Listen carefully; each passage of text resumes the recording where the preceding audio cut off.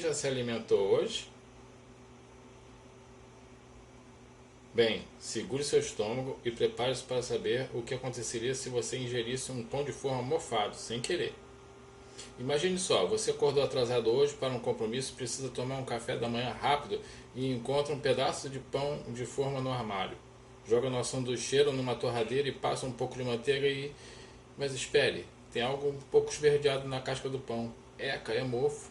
Aí você pensa, é só um pedacinho, eu vou cortar aqui e a parte sem mofo e... Brincadeiras à parte, pessoal, falando sério agora. Você não deve fazer isso.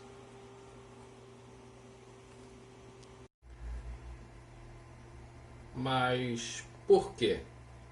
Ao entrevistarmos nossos familiares, resguardadas as identidades, com a seguinte pergunta: o que você sabe sobre fungos? Obtemos as seguintes respostas. Não me lembro mais, muito tempo da escola.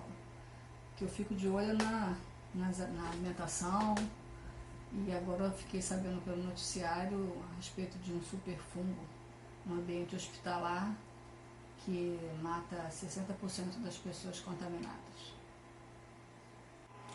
Fungos pra mim são coisinhas que aparecem nos pães, nos alimentos em si e eu tenho muito nojo. Isso até percebo que foi com muito tempo, acaba perdendo a validade daquele alimento e é isso que eu sei. Aquelas criaturas verdes, né? Aqueles negócios nojentos. Ai, sei lá.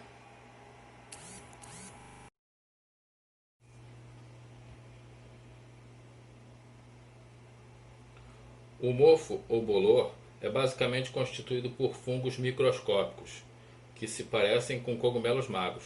Na parte de cima deste cogumelo, vemos o que seria a cabeça, mas chamamos de esporanjo, ligado ao que seria o caule, mas que chamamos de esporangióforo, que por sua vez são ligados ao que seriam raízes, mas que chamamos de rizóides.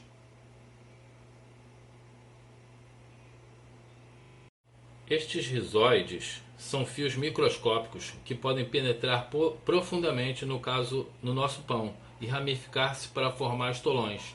Estes estolões, por sua vez, conectam-se a outros esporângios para basicamente criar uma rede interconectada. Então, o bolor é muito mais do que essa matéria verde peluda. Falando nisso, o termo científico para a matéria verde peluda é esporos. Estes esporos podem ser facilmente levados através de correntes de ar, como o pólen da planta chamada dente de leão, voando por um prado, como podemos ver nas imagens. Porém, não se engane, é ameaçador para a sua saúde. Eles pousam em uma parte úmida para formar um material branco peludo chamado hifa, e é assim que o mofo se reproduz. Então, não espere que exista uma parte limpa na sua fatia de pão, pois isto não funciona assim. Eles fazem parte do nosso dia a dia e existem em todo lugar. Em alguns casos, eles são fontes de remédios, principalmente de antibióticos.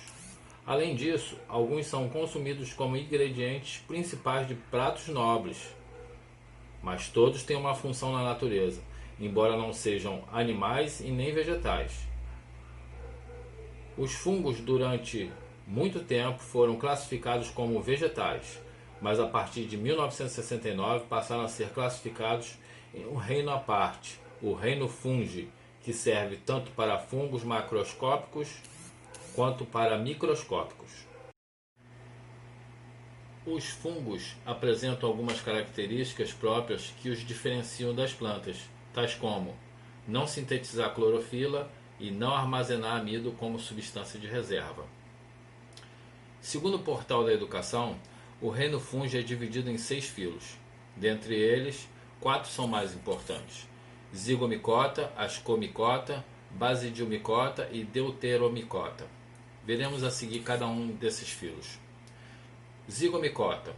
O zigomiceto mais conhecido é o Rhizopus stolonifer, bolor que se desenvolve em pães, frutas e doces.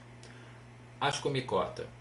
Como exemplo dos ascomicetos, podemos citar vários tipos de bolores, as trufas, corpos frutíferos subterrâneos das espécies de tuber, as morchelas e as leveduras, Saccharomyces cerevisiae. Basidiomycota.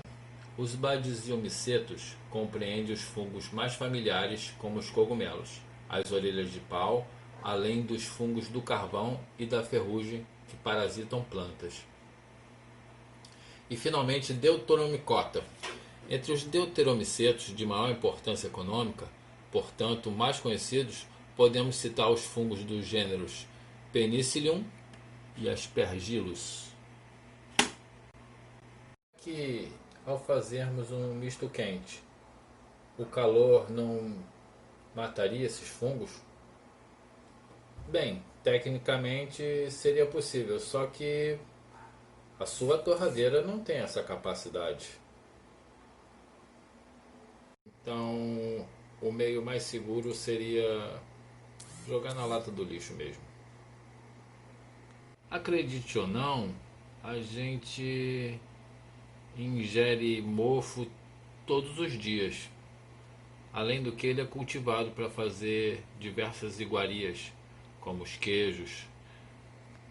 Cultivado intencionalmente para fabricar queijos como Gorgonzola, Stilton, Roquefort, entre outros.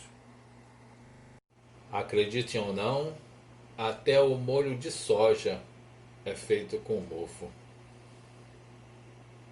Na verdade, o mofo salvou nossas vidas várias vezes. Você já deve ter ouvido falar em Alexander Fleming, um pesquisador escocês que sintetizou a penicilina. Segundo relatos históricos, ele acidentalmente teria inventado o mais famoso antibiótico de todos os tempos, a penicilina, em 1928, com a ajuda de um tipo de mofo chamado Penicillium notatum. Cabe ressaltar que o mofo, como pode ser benéfico em alguns casos, também pode ser maléfico em outros. Não convém arriscar, afinal, são mais de 100 mil tipos de mofos que existem catalogados no planeta. Os efeitos da ingestão de mofo no nosso organismo, no organismo dos seres humanos, não é uma brincadeira. Então não devemos desconsiderar a hipótese de que podemos, com a ingestão de um alimento mofado, adquirir uma série de efeitos colaterais. Os efeitos da ingestão de fungos nos nossos organismos pode variar desde desconfortos abdominais até alergias e problemas seríssimos respiratórios, podendo em alguns casos até vir a óbito. Fazem parte desse quadro intoxicações alimentares acompanhadas de enxaqueca, vômitos, diarreias, entre outros sintomas bem complicados. Alguns mofos foram até mesmo ligados ao câncer. Quanto ao mofo que pode ser encontrado no pão, ele é chamado de Rhizopus stolonifer, também conhecida como mofo preto. O mofo preto pode causar uma infecção mortal chamada zigomicose ou mucormicose. Essa infecção pode bloquear o fluxo sanguíneo e, nos piores casos, literalmente privar as células de oxigênio. Além do pão, devemos prestar atenção ainda em outros alimentos, pois quanto mais macio, mais facilmente os rizoides penetram neste alimento. São esses: frios, carnes frias, bacon ou salsicha.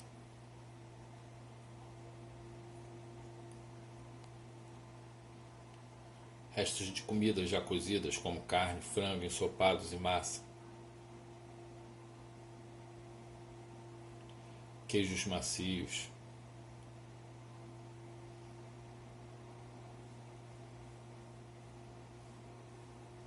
iogurte e creme azedo,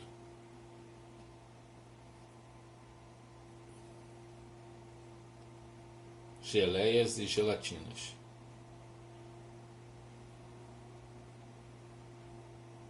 frutas e vegetais macios como morango, pepino, pêssego e tomate. Com certeza, no caso dos fungos, é melhor prevenir do que remediar. Certo? Muito obrigado.